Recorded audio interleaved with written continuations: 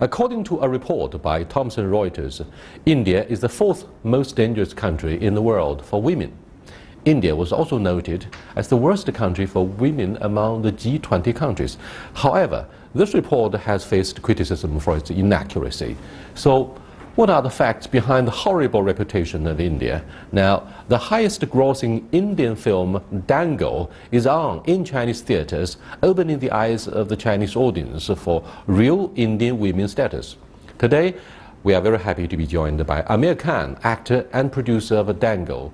He not only devoted himself to Hindi films, but also more like a public intellectual focused on sensitive social issues prevalent in India, such as female feticide, child sexual abuse, rape, honor killings, domestic violence, and the criminalization of politics.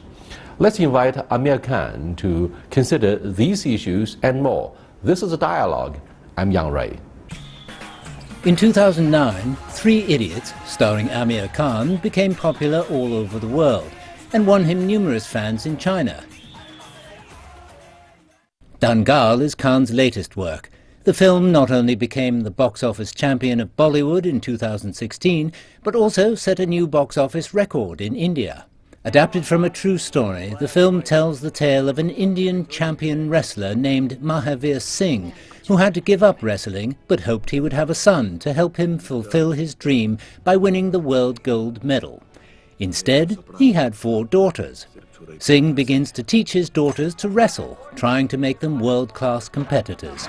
Khan told reporters, "The topic is very important, it's very dramatic. It highlights the discrimination that is meted out to the girl child in India." Aamir Khan believes that cultures and social problems should not hinder co-productions. He says, to make a film telling the true story of a country, filmmakers must know about the country and its culture, even if it's not optimistic. Only in this way will more people realize and oppose existing social evils. Welcome to Dialogue, sir. Thank you. Your recent success, Bengal, did challenge some of these very serious social evils, such as gender discrimination, and in fact there have been many reports about the levels of anti-female discrimination or dangers to the safety of women. The latest estimate suggests that a new case of rape is reported every 22 minutes in your society, to say nothing of those that have gone unreported. Now, how serious is this issue, and why do you think you can act as a public intellectual and fight the evils? Well, I think every society has a lot of challenges. A country like India is very large, huge population like China. And it's still a country which is coming to terms with many things. So yes, there are a lot of issues, and essentially as an entertainer, I feel that my primary responsibility is to entertain. But along with that, if I can give the audience something to think about, maybe change the way they look at things, then I would like to do that. So I think Dangal is one such film which not only entertains you, gives you a good time. It's a true story, by the way. It's a true story of a man living in the north of India, in a very small village, very conservative society, and how he does not discriminate between a girl child and a boy child. As one of the most successful entertainers in your country, which is a great country for Bollywood, of course, you must have received many playbooks, many scripts which invite you to play the protagonist. Why did you decide to play in this? Well, I just love the story. You love the story? When I heard the script, I just fell in love with it. I found it to be very moving, very inspirational. But did you come under any huge pressure from the secular society? Not really, no. Because of the glow of your success? Not really, no. When I'm selecting a film, I'm not really under any pressure. I react to the material as an artist, and if it excites me, then I want to do it. So when I heard the script of Dangal, I just loved it. While at its heart, it's a very dramatic story, but it's also very funny. The way it is told is very humorous. So it makes you laugh, it makes you cry, it inspires you. So But did you ever have any tacit understanding with the investor who is likely to pursue commercial success? Do you think there was a lot of uncertainty concerning the prospects of whether you're going to have a box hit? Well, it's not a conventional mainstream film. Dangal is not a conventional mainstream film. In India, in Bollywood, usually you have romance, and that's a very important part of mainstream, but there is no romance in this film. It's a story of a father and his two daughters. So it's not a conventional mainstream Bollywood film, but it went on to do the biggest business. It broke all the records. So I don't think the investors were worried, because I think we all believed in the story. We all loved the story. Why do you think the father in the story, in the movie, was thinking that he would possibly turn one of his daughters into a wrestling champion in the Commonwealth Games? Yeah. Well, you see, the story is of a man who loves wrestling. And he has a dream. His dream is to win an international gold for India. A dream that he cannot fulfill because financially he has to earn, and at that time he had to give up wrestling, had to take up a job, but he still loved wrestling. And he tells his wife that my dream, which I could not fulfill, my son will fulfill. But he ended up only have two daughters. No, four daughters. Four daughters. Yeah. He ended up having four daughters. Therefore, do you think he felt very sad? Yeah. So at first he felt very sad that his dream is now going to be unfulfilled, because for 18 years every time they had a child it was a girl. So he thought, my dream will never be fulfilled. So the story is how his daughter fulfills his dream, and I thought that was a very beautiful thought. Without being preachy, you're telling people that what a boy can do, a girl can do, and there is no difference. Without being very heavy-handed, So I thought it was very nicely put. And it's a true story. It's a story of a man who, till today, is his two daughters, Geeta and Babita, the elder two daughters. He's got two younger daughters also. But so it's entirely a true story, and I was very inspired by it. About a man who, remember, when he started training his daughters, the whole village was making fun of him, because in Haryana, the state that the film is where he was living, they're very conservative, and women are not allowed to go out. So two girls in shorts running on the road is a sight that nobody has ever seen. So someone who can make a huge success would first of all be very single-minded in his or her pursuit of the success or the realization of the dreams. Yes, yes. So it's really a story about, fighting against the odds. Remember, he came from a very small village. He didn't have much money.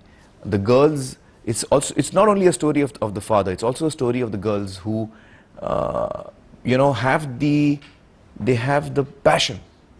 The passion. They have the passion to do, because you can't train anyone. He may want to train his daughters, but his daughters also have to have that emotion inside them that they want to be winners. So it's a combination of that. For the well-educated middle class in the urban area, what they do during the weekend, like what we are doing here, is to sit in a nice place like a first-class hotel or the gymnasium to walk on the machine or to do weightlifting, whatever. This father not only finds himself fighting the social prejudice, bias, but also the adversity of the training circumstances. Yes, yes, yes. Because he didn't have facilities when he wanted to train his daughters. No wrestling arena would allow the girls to fight, because at that time in India, girls were not allowed to do wrestling. They were not allowed in the wrestling arena. So in India, wrestling is a very old sport in India, and the traditional wrestling in India is mud wrestling. So the girls were not allowed to do mud wrestling. So he was the first man who took his daughters to a competition to fight with boys. And that was unheard of. It was people were like, is he gone mad? Why his daughters are fighting boys? Because there were no girls to fight with.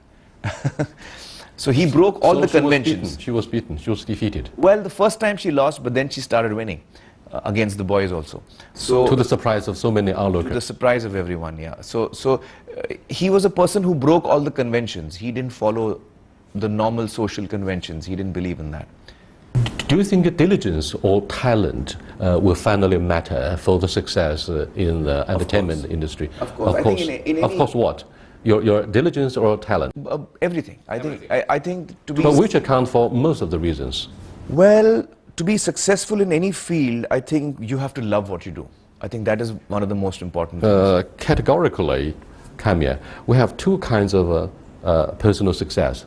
One who follows his or her mind, and the other follows his heart or her heart. Richard Nixon, the former US president who helped open the door between the United States and China in the early 1970s, said in his book, which is called The Political Legacy of this great politician, Beyond Peace. The book is entitled Beyond Peace. He says Boris Yeltsin, late leader of the Russian Federation, followed his heart, but Mikhail Gorbachev, lately the former Soviet leader, followed his mind. But the guy who followed his heart succeeded. Do you think you are the kind of person or individuality that follows his heart? I do follow my heart. I don't think too much. I like to go instinctively. If I love something, I want to do it. I don't think after that. So in this film, I had to play an older man who's fat, who's got grey hair and who's aging, and he's got 4 daughters. If I think logically, then I should not do a role like this for some time. But I love this film, so I'm an actor. I play different roles. So I like to go with my heart. But I have to say that a lot of people are also successful when those who go with their mind. There are no rules, I think. Each one makes their own path. But I like to follow my heart. Success. Do you first of all take a film simply as a film or as a cinema, which involves the spectators, the moviegoers? The film is, however, just a product which requires good writing, good performance. But then eventually whether it's going to be a success in the cinema depends on many factors. Yes, it depends on many factors, but the main factor in that is that have you managed to reach people's hearts?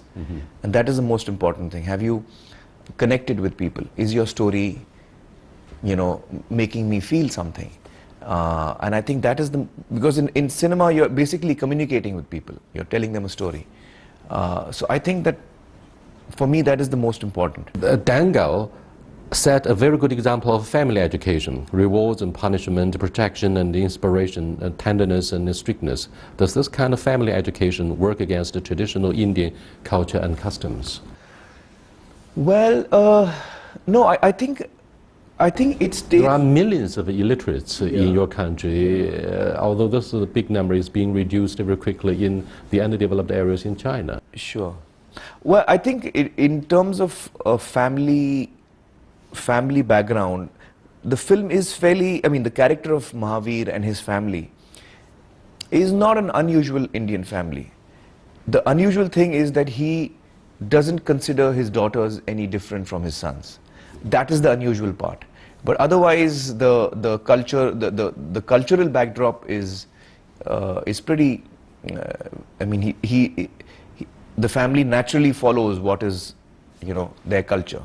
The different thing is that his daughters are doing what normally boys would do. That is the big difference in the case of Dangal. But in other than that, I think it's it's very much part of Indian culture. The way they behave, the way they interact with each other. Is the father a religious believer? The film, well, in the film we don't go into that, and it's not relevant in the film.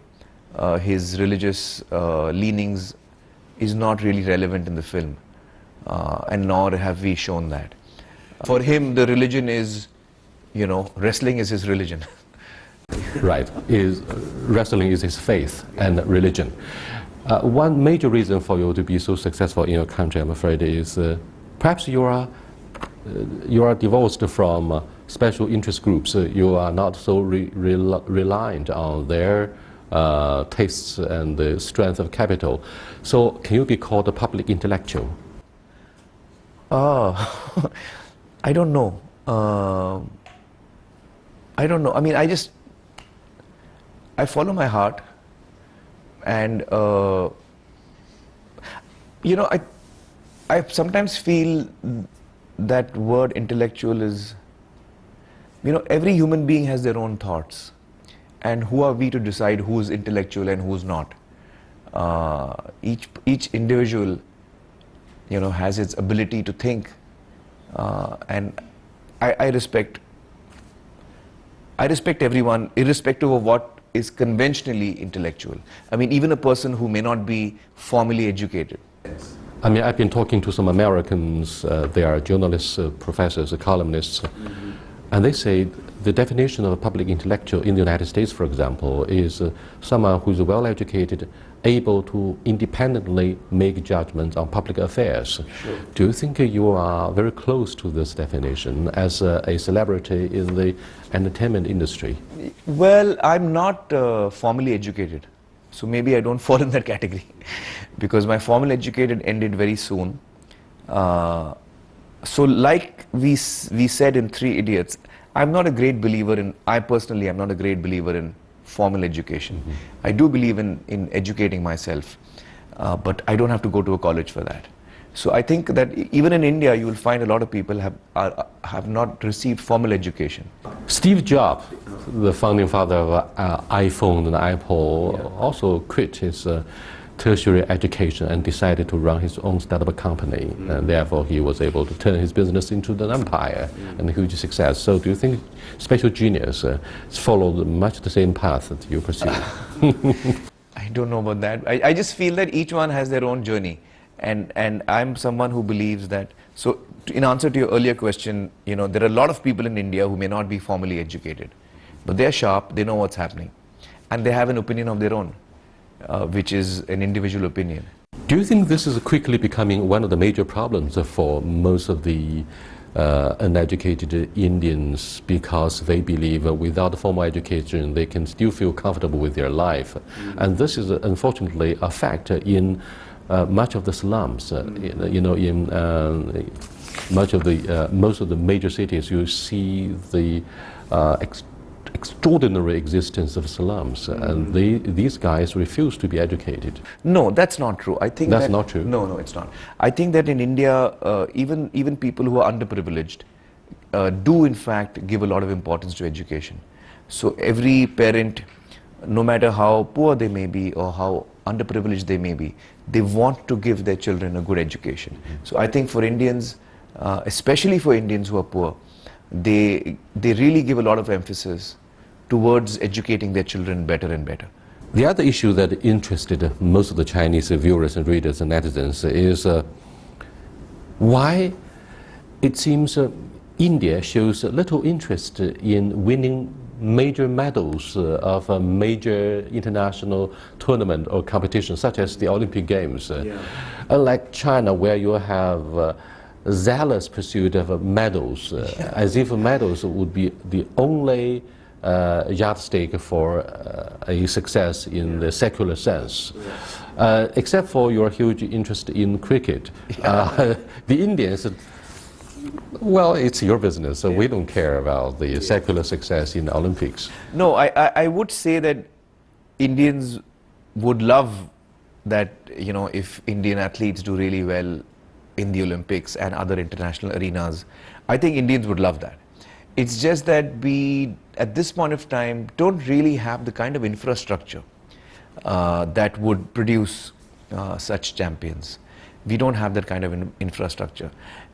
And for me personally, I'm not so interested in medals. I'm not, personally. I mean, I think that I would like to see children in India across the country have more and more facilities for sports across the wide spectrum of India. And that would, I think, in turn create individuals who are happier, healthier. It would also result in medals and champions eventually. But That's what I would like to see, because I feel sports is a very important aspect of growth. You know, in our schools, we usually concentrate a lot on math, language, sciences, social sciences, but we don't give as much importance to sports. And if I look back at my education when I was in school, I loved sports as a kid. So I played football, hockey, you know, cricket, badminton, table tennis, chess. I played every game. I played every sport. So you are very international. You are not very Indian. No. A lot of kids do play all sports, but what I'm saying is something else. I'm saying my development, for me, I personally believe, my development was less through formal education, more through sports, because I feel sports teaches you and gets you ready for life. It teaches you to be passionate about something. It teaches you to work hard. It teaches you to work as a team. And it may help you cultivate a healthy character. It helps you create a character, healthy character. It helps you to, it teaches you to take loss and face defeat. It teaches you to be graceful in winning. You know, when we tell our kids that, you know, I want you to be passionate, I want you to be hardworking, sports teaches you that. Science doesn't. But sports is... So I feel that sports really for children really helps in their overall development. So I feel that in our education system, I would like to see more importance given to sports, because that eventually develops a person much better than the other. I'm not saying we should stop sciences and math, but I'm saying we should include sports as a curriculum. Okay, thank you so much. You're watching Dialogue with Aamir Khan, a very successful superstar in Bollywood, India, who is first of all known for the Chinese moviegoers in the Three Idiots, Sansha movie. We are honored to interview him this time around when he attended the ceremony for the release of yet another very good movie, which is called Dangal in China. Stay with us, we'll be right back. Welcome back. Last time we talked a lot about the Bollywood movies that are always singing and dancing, maybe being a little distracting. I noticed you made some changes in Dangal. Does this appeal to overseas audiences? In what way does this move the Indian film culture forward? Well, actually I quite love singing and dancing in movies. I have no problem with that. I think that if it's a good story and if it's well told... Can you sing and dance yourself? I don't sing very well. Okay. And I'm not a very good dancer. So when I have to dance in films, I have to work really hard. I have to rehearse a lot and all of that. I believe that Indian cinema, mainstream Indian cinema, music is a very important part. Why? Because we were wondering why there's always been the case that the music plays such a big part in your movie. I think because music plays a very important part in our lives as Indians. Right from the time that you're born till the time that you die, there's a song for every occasion in our folk culture. Can we say, despite the relatively low level of economic development, most Indians feel very happy because they not only have faith, religion, they also have music going along with them? Well, I mean, happiness is so difficult to define. It's so difficult to define. Because on the one hand, yes, there is a lot of spirit amongst Indians. They do, you know, they do express their emotions in very vivid ways in their I mean, like we were talking about, music is such an important part of every Indian. But there are people who are also very underprivileged and have to deal with a lot of a very difficult life. So it's difficult to say whether a person is finally happy or not. But coming back to the music aspect, I think music is a very important part of Indian culture. And that is why it is there in our cinema as well. So for Indians, we embrace that music. In films, as far as I'm concerned, if it's a well-written script and the songs come to enhance an emotion and make you feel the emotion more sharply, then it works better. So I think that in Dangal it's a very unusual story. For me, there's no romance, there's no girl and boy singing and falling in love. So the songs also are very unusual and very different. Aamir, you know, you are not only popular in the industry of film and entertainment, you could also be viewed as a very good ambassador, special envoy of Prime Minister Modi to express goodwill from the Indians. Because recently disputes occurred and flared up between the two countries over the issue of Dalai Lama in southern Tibet, and because of bitter memories about the border clash in 1962. The last question is, do you think cultural exchanges in areas such as yoga, Buddhism and Bollywood may help promote mutual understanding so that we would not live in the shadow of history? Sure. Well, I think, I strongly feel that creative exchange, creative people have no boundaries. Jackie Chan is so popular all over the world, it doesn't matter that he's belonging to one country. Over the time, he belongs to the whole world and he entertains everyone. So I think that for creative people, there are no boundaries. And it is the creative people who try and bring cultures together, people together. And the more you know about different culture, the more you embrace it. You know, one thing that appeals to me so clearly and strongly when you are talking is that you are not the hostage of a bias or prejudice. You can certainly break the boundaries of the traditional limits.